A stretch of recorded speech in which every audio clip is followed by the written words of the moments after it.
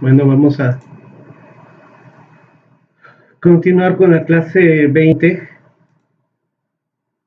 Entonces, estamos viendo craqueo catalítico, la FCC, y nos quedamos estamos en la parte de mecanismo. Habíamos visto un poco quizás un poco sobre esto de iones carbocatión. Se mencionó un poquito de isomerización, no se vio tanto. Entonces, bueno, aquí retomamos un poquito simplemente para tener un poquito más de referencia del mecanismo de reacción de la reacción principal de FCC, que es la desintegración. Principalmente, lo primero es que estamos comentando que es carbocatión, que es un término genérico. Antes también le llamaban ion carbonio, ahora no. Ahora vamos a tener que esos carbocationes comúnmente los podemos dividir en ion carbenio y ion carbonio, que son diferentes, ¿no? El ion carbenio, aquí ya habíamos comentado que es cualquier carbocatión que contiene un átomo de carbono trivalente, como si este carbono nada más tuviera tres valencias, y proviene ya sea de agregar una carga positiva a una olefina y o remover un hidrógeno y dos electrones de una molécula de parafina. Y esto de los dos electrones, por ahí lo explicamos la clase pasada. Como ejemplo, si se agregando una carga positiva a una olefina, esto sería si tenemos un sitio Bronsted, ok, acidez tipo Bronsted. ¿Se acuerdan? La acidez acidez y base Bronsted, ¿no? Dice, de acuerdo a Lowry Bronsted, un ácido es una sustancia que entrega un protón y una base una que lo acepta. En este caso, si entrega un protón, que es un hidrógeno, en este caso, este hidrógeno no tiene carga, le falta un electrón, no tiene carga negativa y puede entrar aquí a una olefina en el doble enlace, básicamente, y lo que va a hacer es que va a entrar el hidrógeno, va a eliminar ese doble enlace, va a entrar el hidrógeno, pero por supuesto, el problema aquí va a ser que como nada más entra un hidrógeno, el otro hidrógeno va a quedar, pero básicamente este hidrógeno va a jalar una carga negativa de algún modo para quedar normal, un hidrógeno, los hidrógenos con su respectiva carga de electrón, pero básicamente del otro lado, se va a quedar normal, pero ya sin ese electrón, ¿no? Entonces el hidrógeno que entre acá, pues al final va a jalar el hidrógeno de este carbono, ¿no? Para quedar como el hidrógeno, como siempre trabaja con su hidrógeno, pero este carbono entonces va a quedar positivo porque va a transferir ese electrón del carbono. Aquí es lo que dice, el protón de hidrógeno entra y retira un electrón del carbono, quedando el carbono positivo por falta de un electrón, ¿no? Entonces, aquí va a entrar el hidrógeno, pero para que quede un hidrógeno con su carga negativa de electrón, con su carga normal con un electrón, va a retirar un electrón del carbono, quedando entonces positivo el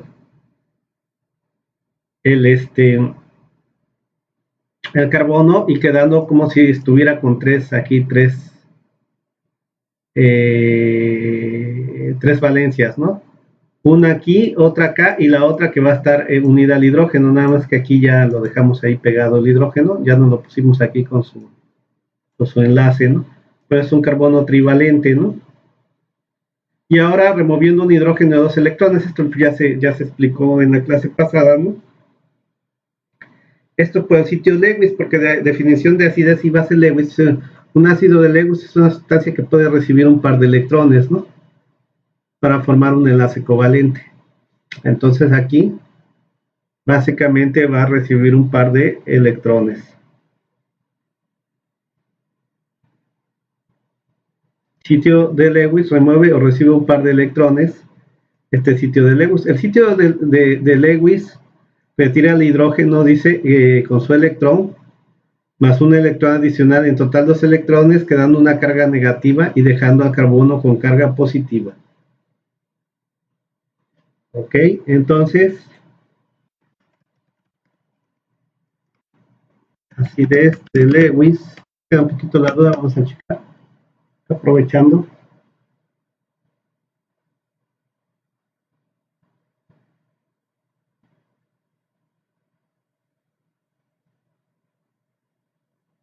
Entonces, un ácido de Lewis, sustancia que acepta un par de electrones, ¿no? Y por lo tanto, como acepta electrones, pues queda negativa, ¿no?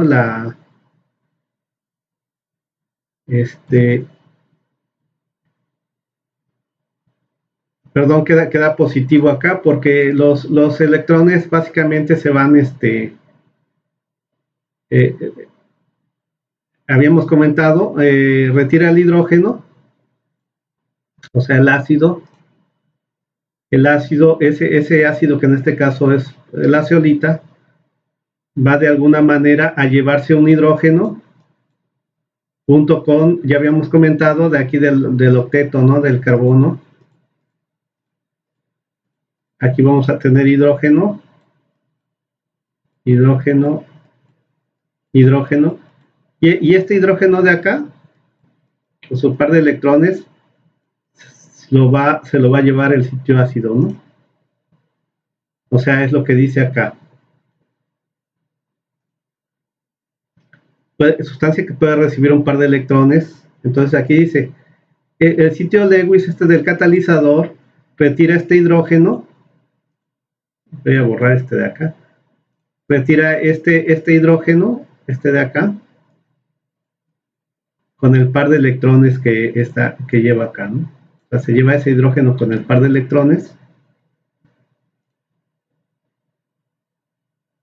O sea, se lleva el hidrógeno, pues ya sabemos que comúnmente tiene un electrón, de acuerdo a su configuración electrónica, pero si se lleva un electrón adicional, este hidrógeno va a quedar con carga negativa, ¿no? Porque el hidrógeno con un electrón tiene un protón, queda con estado basal de carga positiva, pero al llevarse 2 electrones, con 2 electrones va a quedar con una carga negativa.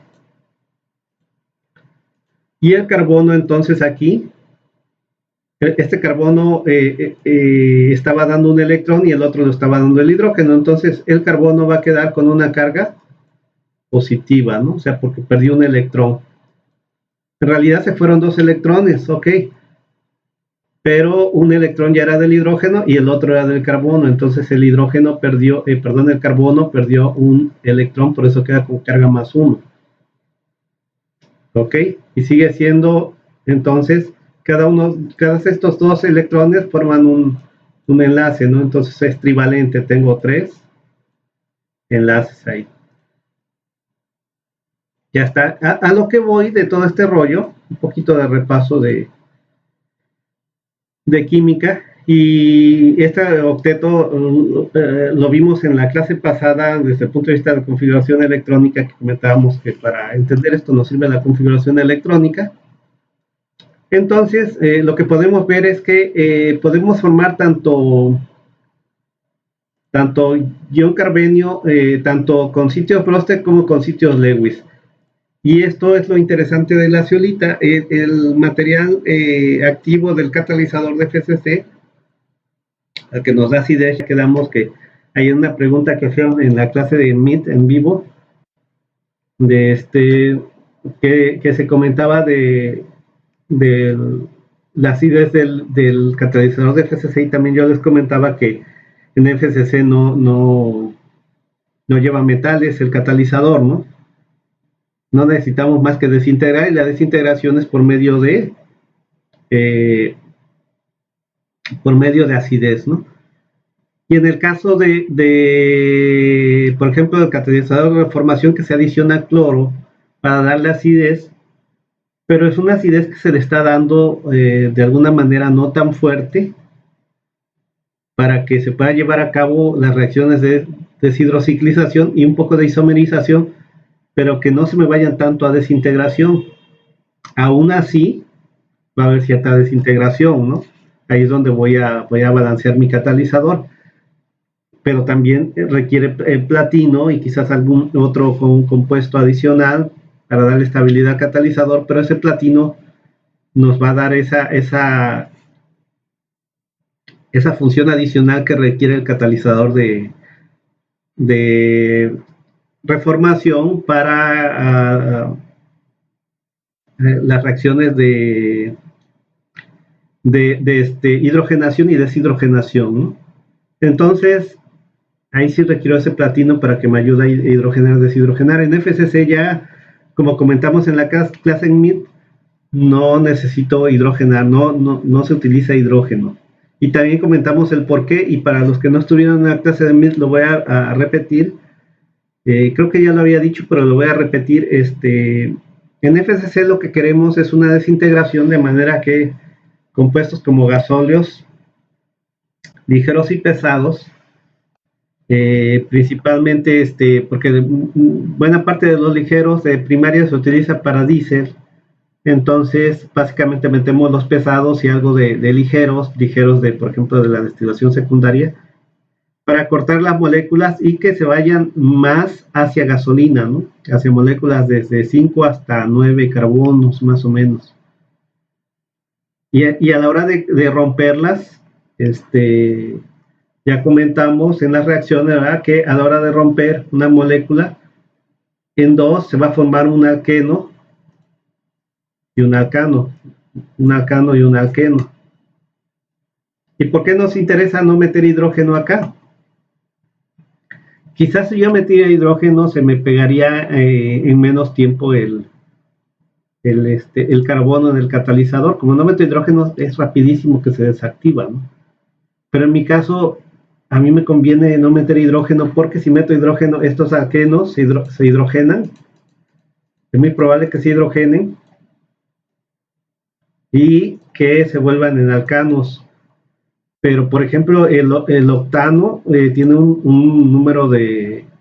El octano normal tiene un número de octano muy bajo, ¿no? Entonces no me conviene tener compuestos alcanos, ¿no? Los alquenos, en cambio, tienen más octanaje. Entonces, ¿existe la hidrodesintegración en una refinería? Sí. En México comúnmente no se hace, en otras refinerías del mundo sí puede haber. Si lo que queremos es aumentar el diésel, por ejemplo, puedo meter en esa planta gasóleos pesados, desintegrarlos un poquito. El hidrógeno me va a permitir que la desintegración no sea tan fuerte. Y además, ahí sí meto hidrógeno adicional, porque ahí sí, a la hora de desintegrar un poco, desintegrar hacia compuestos de diésel, sí me conviene que a la hora que se desintegra se forme un alcano y alqueno, y me conviene que ese alqueno se sature, o sea, se vuelva un alcano, se sature con hidrógeno, porque los alcanos para el diésel aumentan el índice de cetano y los alquenos no. O sea, ahí me conviene más obtener alcanos, ¿ok? Eso fue algo que preguntó Marcelino en la clase pasada y lo repetimos, ¿no? Entonces, para los que no estuvieron ahí en la clase de mix, entonces, bueno, ya aquí viene la definición de acidas y base de Lewis, para entender un poquito. A veces a mí se me... ahorita ya después con el tiempo ya sé que es un ácido de Brostek y Lewis, pero antes siempre tenía yo que revisar, ¿no?, en la literatura. Siempre los confundía y decía, ¿cuál es el que da un protón y cuál es el que retira 2 electrones, ¿no?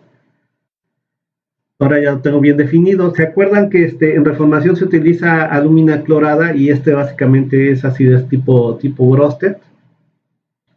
Que es suficiente ahí, o sea, es muy útil para el tipo de reacciones que tenemos. Cuando tenemos ceolita tenemos dos tipos de acidez.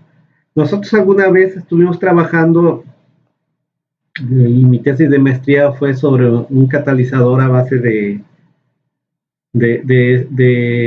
zeolita para reformación, o sea, se adicionaba una cantidad de zeolita para dar acidez, pero desintegraba mucho, porque la zeolita tiende a eso, o sea, por eso se usa en desintegración, en FCC, desintegra mucho. Entonces, sabíamos que tenía acidez Brostek y Lewis, entonces decíamos, y es que el catalizador de reformación comúnmente nada más tiene acidez tipo Brostek, perdón, acidez tipo Lewis. Entonces, la idea era eliminar la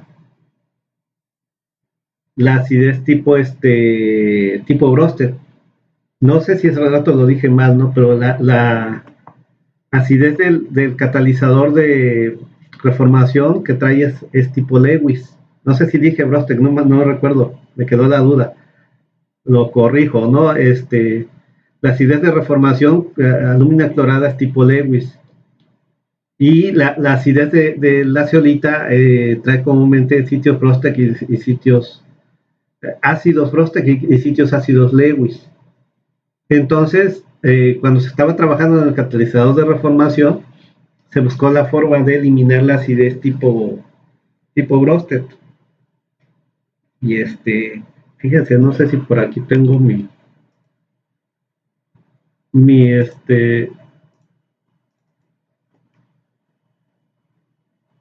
mi tesis. Déjenme lo checo.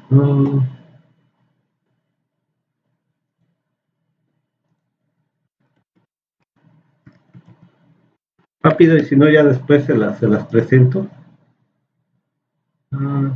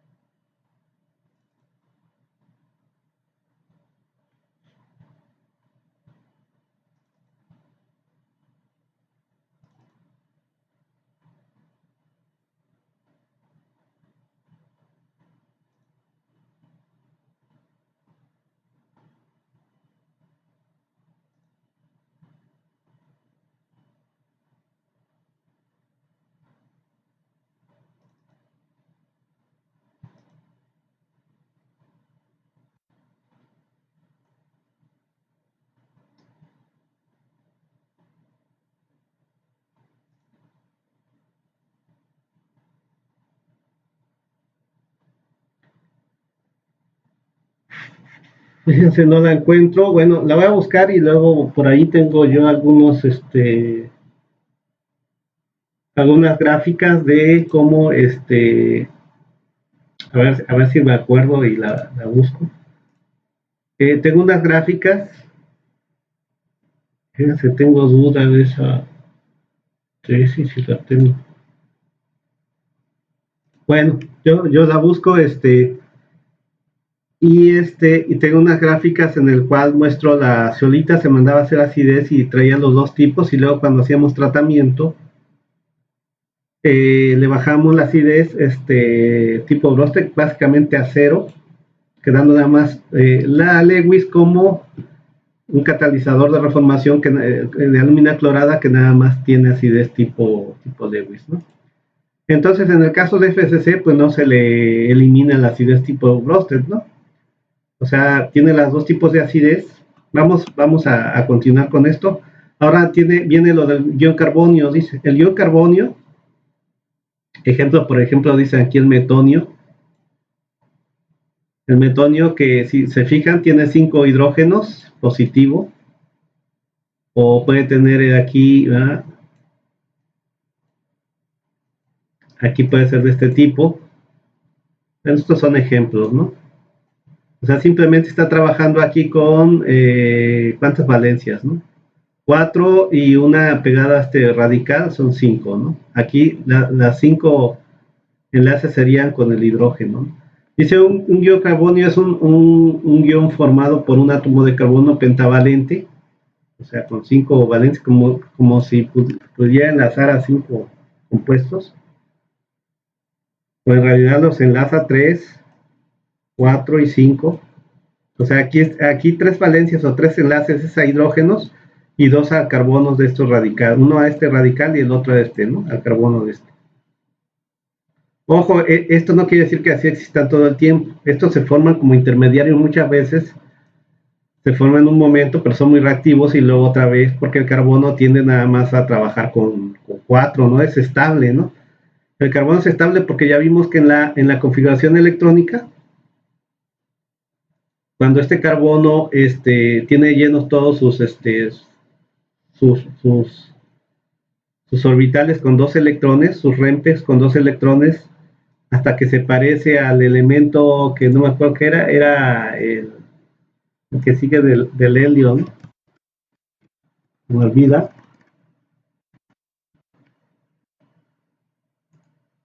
Si trabajara yo todo el tiempo con tabla periódica me debería de acordar, pero pues eso es un récord, es algo que no recuerdo y que por un lado está bien porque no podemos tener todo en la cabeza, ¿no? Es el neón. El neón tiene 10 electrones, entonces esto es lo que va a querer hacer este carbono, tener 10 electrones, ¿no? Aquí le va a faltar uno, entonces por eso es muy reactivo. O sea, él va a tratar de tener nada más sus 10 electrones este carbono, no 9 como está acá. En determinado momento va a tener 9 y va a formar esto, pero después por eso es muy reactivo, porque él va a querer seguir pareciéndose a este carbono de acuerdo a la configuración electrónica, que como dice en sus últimos orbitales tenga 10 electrones, ¿no? O en los últimos los 8, ¿no? Que es la regla del octeto, ¿no? En los últimos tengan 8 electrones ahí llenos. O en general que tenga 10, ¿no? Ya sabemos que el carbono, ya quedamos, el carbono es de 6 electrones, ¿no? Pero luego, por eso, aquí van a entrar estos enlaces que van a estar compartiendo electrones para que de alguna manera quede este carbono o simule tener como 10 electrones, ¿no? Eso es lo que expliqué en la clase pasada, ¿no? Bueno, vamos para allá. Un guión carbonio es un catión formado por un átomo de carbono pentavalente con una carga positiva más 1. Se forma al agregar un ion hidrógeno a una molécula de parafina. Esto se lleva a cabo mediante el ataque directo de un protón desde el sitio Brostec. ¿Ok? También con el sitio Brostec puede adicionar, muy parecido a lo que pasó allá, adicionar un hidrógeno acá y la molécula resultante tendrá una carga positiva con 5 enlaces. Ojo, pero un sitio Brostec a una parafina y allá era una olefina, ¿no? Aquí un sitio Brostec a una olefina, tenía un doble enlace. Aquí, si la adiciono a una parafina, pues se va a formar aquí un pentavalente, ¿no? 3 valencias hacia hidrógenos y 2 hacia carbonos de estos radicales, ¿no? Son 5. Pero va a quedar aquí con una carga positiva. Dice el protón hidrógeno entra y retira un electrón del carbono. ¿Por qué? Porque este protón aquí le llama eh,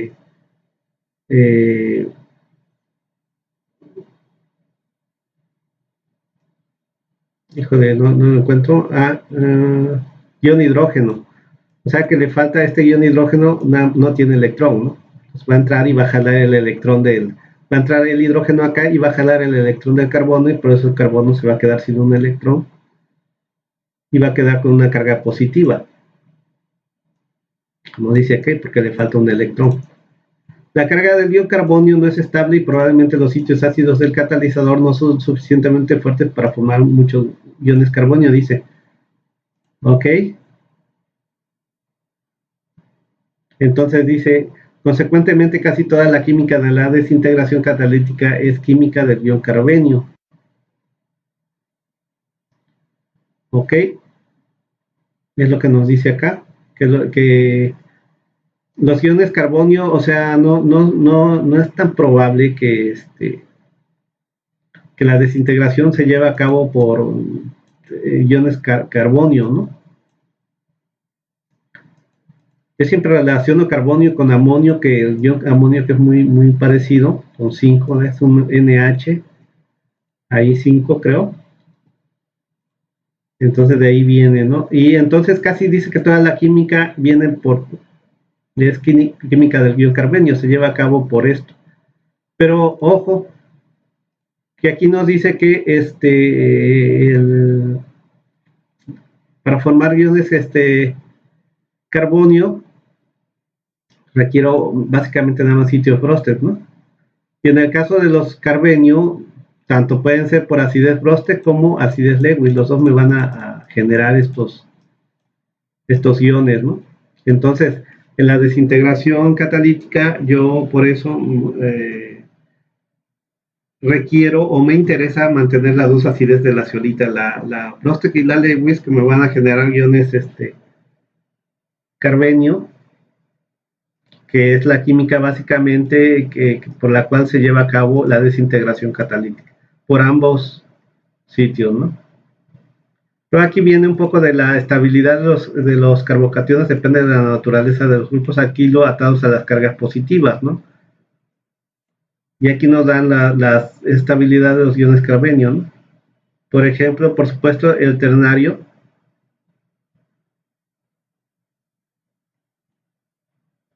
del primario y aquí el de un solo carbono, ¿no? Entonces, hacia la izquierda aumenta la estabilidad de los carbocationes, ¿no? Será más estable un terciario que un secundario que un primario. Por eso tienden luego a isomerizar, ¿no? En el caso de que en la isomerización más o menos pasa lo mismo, se forman estos iones, estos carbenios o carbocationes, se forman y como son compuestos así de carbonos lineales, luego tienden a hacerse terciarios, o sea, a isomerizar porque son más estables. Entonces, por eso cambia, ¿no? Cambia hacia estos tipos terciarios que forman ramificaciones. Y luego, posteriormente, en la siguiente etapa de la isomerización viene la hidrogenación, ¿no? Por eso ahí sí usamos hidrógeno y también tenemos platino en el catalizador. Aquí no tenemos eso. Entonces, aquí lo que pasa, dice, una vez formados los iones carbenio, pueden llevar a cabo varias reacciones. Las tres reacciones dominantes del ion carbenio son la desintegración, hacer que se rompa el enlace carbono-carbono, la isomerización y la transferencia de hidrógeno. Principalmente a las condiciones que se trabaja la desintegración, pero no quiere decir que no haya isomerización, ¿no? Y transferencia de hidrógeno hasta de grupos alquilos, etcétera, ¿no? Entonces, bueno, un poquito a ver qué quede la idea, ¿no? De ahí cómo se lleva a cabo esta desintegración y vamos a ver las condiciones de operación. Es el tema 442, dice el LHCb no es utilizado porque no es posible establecer el volumen de la cama catalítica, por lo tanto dice se usa WHCb, ¿se acuerdan? LHCb cómo se define, ¿no?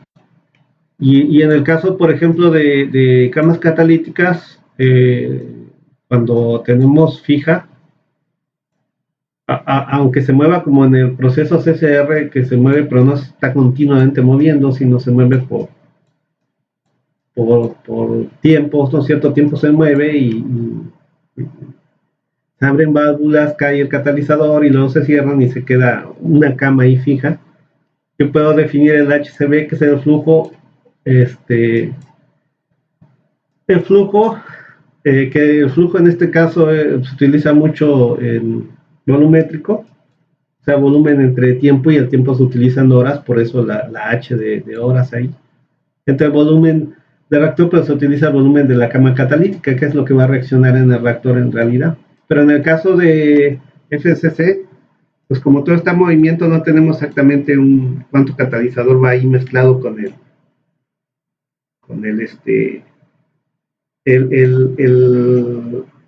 la carga, ¿no? Con el flujo de carga. Entonces, pues se prefiere usar el peso, ¿no? WHSV. Entonces, este espacio de velocidad que es el WHCV, por aquí nos dan algunos valores que se utilizan, unos intervalos típicos, ¿no? Ya comentamos que esto va a depender de la empresa que haga la planta, etcétera, de la carga, etcétera, ¿no? También esto de relación catalizador-hidrocarburo. Aquí va a haber una relación catalizador-hidrocarburo. Aquí no hay una relación hidrógeno-hidrocarburo porque no se utiliza hidrógeno, ¿verdad? Una relación de recirculación. Ya vimos que por ahí se recircula una parte de lo que se obtiene. Requerimiento de catalizador, cuántas libras por barril de alimentación, bbl de barril. Circulación de catalizador, toneladas por barril de alimentación que se está circulando. La eficiencia, que es muy alta, ¿no? Temperaturas de reacción. Esto está en Fahrenheit. No estaría mal ponerlo en Celsius, ¿no? En Celsius, aquí nos dice que son 473, este de acá, .8, o sea, más o menos es 474, y 950, a ver, hago la cuenta, 950 menos entre 1.8, son 510, entonces más o menos por ahí anda, ¿no? Nosotros comentábamos una temperatura de reacción más o menos promedio de 500 grados Celsius. Temperatura de regeneración pues son un poco más altas, también comentamos que andaba ahí más o menos rondando los 600 Celsius. La presión en el reactor pues son presiones muy bajas, también no sé si lo comentamos, pero básicamente se consideran presiones más o menos atmosféricas, ¿no? Que la presión atmosférica en PCI son 14.7, ¿no? Entonces, más o menos anda acá, ¿no? Puede estar un poquito abajo, un poquito arriba, pero en promedio más o menos estas reacciones son a presiones bajas porque pues no le metemos presión, no le metemos un gas, no le metemos hidrógeno para darle esa presión, ¿no? Y por lo mismo, pues se genera mucho carbón muy rápidamente, ¿no? Los números de octano pueden llegar cerca de los 100. Por supuesto, no alcanzamos octanos de una reformadora que andamos comúnmente arriba de 100 en ROM, pero no son malos, ¿no? Andar cerca de 100, una gasolina. Por supuesto que si en lugar de esto las olefinas que obtenemos las pasáramos a parafinas, no llegaríamos acá, ¿no? Entonces es la ventaja que tiene la FCC, que aquí van mezcladas en la gasolina que se obtiene, su número de octano es alto porque va una mezcla ahí puede llevar también isómeros, puede llevar parafinas que estas aumentan el octanaje, ¿no? Un poquito del comportamiento de las principales variables. Me dice que si aumento la temperatura, por supuesto hay mayor conversión, ¿no?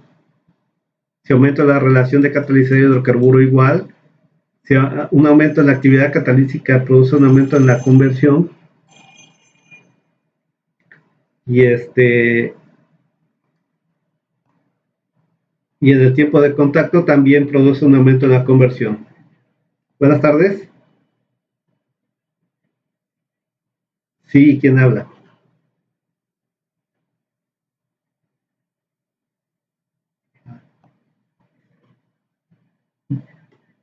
Disculpe, me hablaron por teléfono, ahorita termino la clase rápidamente. ¿Sabe que estoy en clase? No puedo atender, ok. Sí, sí, como es un número más o menos local, contesté y son según de Banamex, pero nunca les creo, siempre, nunca sabe uno que por teléfono sean reales. y comúnmente no contesto o corto a estos del banco, ¿no? Por las dudas que luego son estafadores, ¿no? Entonces, disculpen, bueno, ya para terminar la clase, entonces dice un aumento en el tiempo de contacto, con el WHCB produce también un aumento en la conversión, ¿no? Y una disminución en el espacio de velocidad produce también un aumento en la conversión, ¿no? Perdón, esto sí es en el WHSB, ¿no? Esto más bien es el tiempo de contacto, que tanto contacto es un poquito diferente, ¿no? Porque esto es la relación de peso de catalizador con flujo, y este tiempo de contacto, ¿qué tanto lo mantenemos dentro del reactor, ¿no? Por supuesto, si hago un reactor mucho más largo, va a haber un tiempo de contacto más grande, ¿no? Pero esto también lo que origina muchas de las cosas que pusimos acá y que no pusimos es que mucho de esto produce aumento en la conversión, pero también va a producir por ejemplo, un aumento en la temperatura. La actividad pues, va de la mano, ¿no? Mismo catalizador, y el tiempo de contacto, todo esto va a producir también mayor producción de carbono, ¿no? O sea, se va a desactivar más rápido el catalizador. Quizás esta no, porque esta va a ser mayor cantidad de catalizador que aumente la conversión, y como hay mayor catalizador, pues podría ser que no aumente tanto la desactivación de ese catalizador tan rápido. Pero aquí la desventaja de usar más catalizador, pues es que estamos usando más catalizador, ¿no? Y el catalizador tiene un costo, ¿no? Entonces, esa era la última parte, la de condiciones de operación y también las variables de operación, por dónde andan. Como siempre, estos son muy generales, ¿no? En cada lugar que lleguen, en cada refinería puede cambiar. Entonces,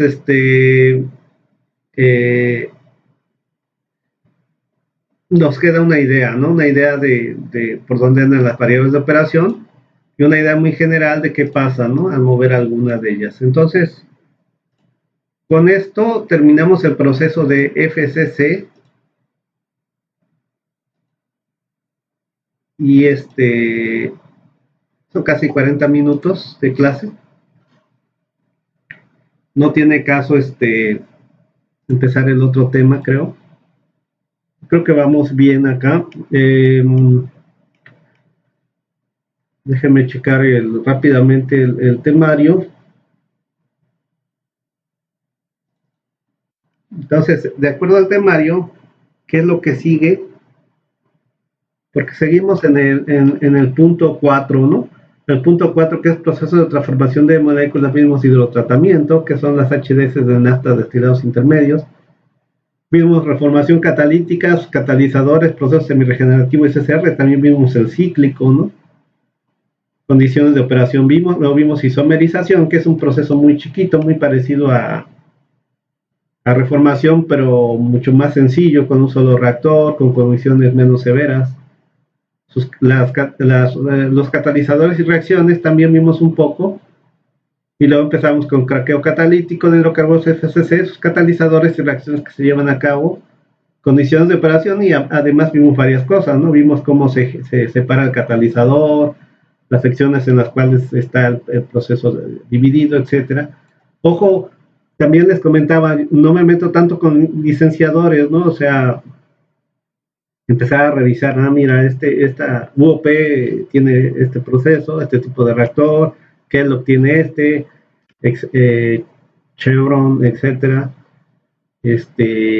cuáles ha usado, etcétera. Pero aquí lo que vemos es el corazón, la base de cualquiera de estos licenciadores, la base es la misma, ¿no? Las reacciones son muy parecidas, el catalizador es muy parecido, etcétera. Y entonces lleguemos a una planta o a otra, sea en México o en el extranjero, la idea esa es la misma. Y siempre que lleguemos a trabajar a una planta de estas, pues es informarnos exactamente esa planta, exactamente cómo es, ¿no? Cuando a mí me tocó trabajar en la catalítica de Madero, pues nos dieron toda la información de esa planta, ¿no? Que había que leer primero, ¿no? Ok, entonces hasta ahí, y después viene, todavía vamos a seguir en el proceso, perdón, en el tema 4, y todavía de ese tema 4 quedan los procesos de craqueo térmico de hidrocarburo. Ojo, lo que vimos es craqueo catalítico. Ya habíamos comentado en la clase anterior que el craqueo térmico también se le llama pirólisis comúnmente. Y de ahí vamos a dividir en dos. Una es la reducción de viscosidad o la reductora de viscosidad y la otra es la coquizadora o la coquización.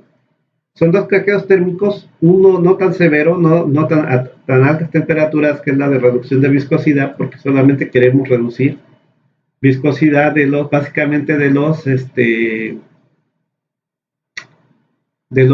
residuos de destilación secundaria, ¿no? Y la coquización, pues ya es una desintegración severa, ¿no? A todo lo que da, de manera de que desintegrar, pero también vamos a generar el carbón coque, ¿no? O sea, no nos queda de otra, pero ya es lo último que le haríamos a lo más pesado que nos queda del petróleo, son las opciones que tenemos.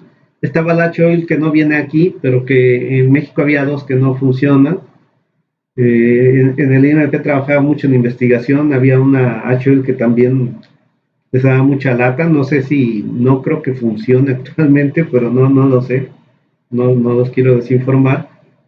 Y que al final de cuentas sirvió mucho para hacer investigación, pero en la práctica esas plantas pues no, sobre todo en la refinería no han funcionado, ¿no?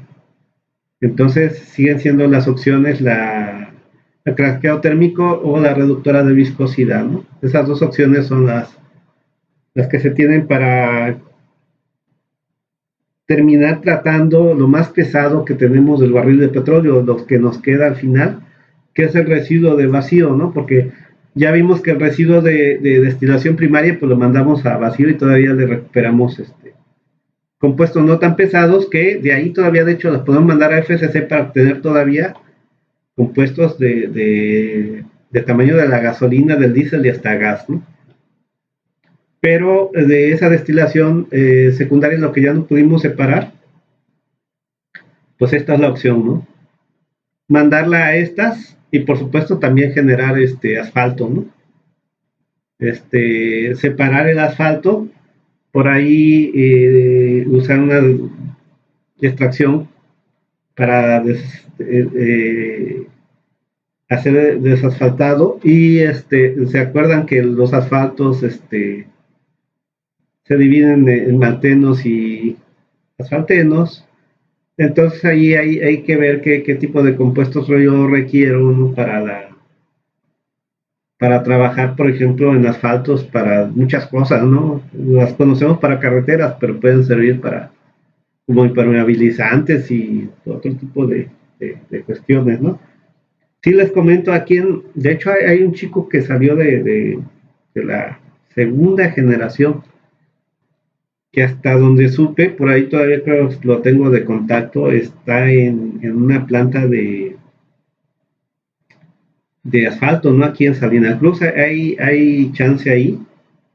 Hace tiempo conocí a una persona que ya le perdí un poquito la pista, que andaba buscando, de hecho, a alguien que trabajara ahí, en una planta de asfaltos, y todavía no teníamos egresados, ¿no? Ahorita no sé mucho, pero es cuestión de checar, porque esta persona después supe que creo que se movió también a mismo asfaltos, pero a Cemex, que es una empresa más conocida, y que también trabaja aquí. Cemex Cementos, también los asfaltos son cementos asfálticos, entonces Cemex también trabaja con asfalto, no nada más el cemento que conocemos para construcción, ¿no?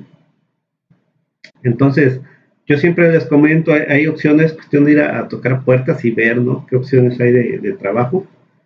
Si aquí hay empresas de asfaltos, en otras refinerías debe de haber, ¿no? Y es cuestión de checar, ¿no?